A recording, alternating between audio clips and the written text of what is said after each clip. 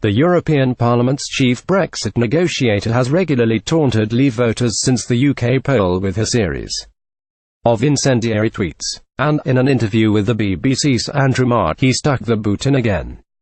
During the conversation broadcast this morning, he claimed predictions of a domino effect after the landmark vote had been proved wrong, and he said, although there were some critics of the bloc, no one else would be stupid enough to leave. He said, "I see that, since Brexit, the European Union, an idea of European democracy, is gaining popularity, so after Brexit everybody said there'll be a domino effect, there will be a Dexit.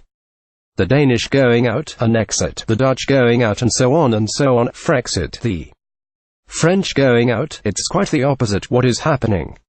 BBC getting Guy Verhofstadt on the Andrew Marr Show. You see, in most of the public opinions inside the European Union is that the European Union is gaining popularity. In the sense of, okay, we are still critical towards the European Union, but we are not so stupid to leave it. Mr. Verhofstadt has been a fierce critic of the UK's vote to leave.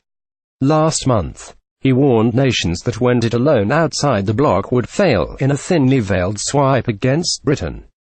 A pleasure to welcome Andrew Marr 9 to sunny Brussels this morning for a lively discussion on the Brexit negotiations. The Europarl.en's fight for citizens' rights. It will be aired on Sunday.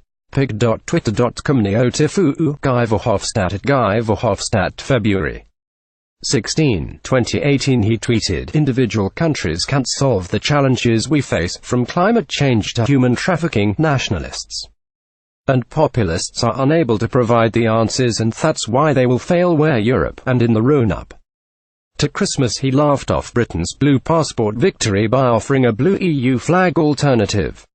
He sneered, "There is no EU legislation dictating passport colour. The UK could have had any passport colour it wanted and stay in the EU." BBC Guy Verhofstadt said leaving the EU was stupid. "If we had known in advance that blue was so important to the UK, we could simply have replaced our passports by this one."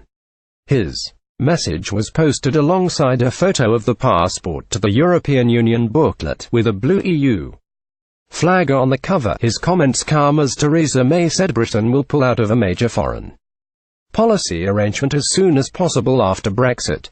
The UK will regain full control over areas like diplomacy, peacekeeping, defence and aid in the early days of any implementation period, the Prime Minister said. Speaking at the Munich Security Conference, Mrs May also set out proposals for a new treaty between the UK and the European Union to enshrine security cooperation, and warned of damaging consequences if a deal cannot be struck. Getty Twitter Guy Verhofstadt regularly mocks Brexit. She also called for an open and inclusive approach on defence capability projects following concerns the UK will be kept out of joint contracts. The PM also urged Brussels to ignore the rule book and do whatever it takes to ensure the security of Europe is protected after Brexit. Safety must not be jeopardized by rigid institutional restrictions and deep-seated ideology, she said. During a question-and-answer session, German diplomat Wolfgang Ischinger sparked a round of applause from the audience when he said it would be easier if Britain remained in the EU. Mrs May then faced a second questioner suggesting Brexit should be ditched, but the PM insisted Britain is leaving, adding there will be no second referendum.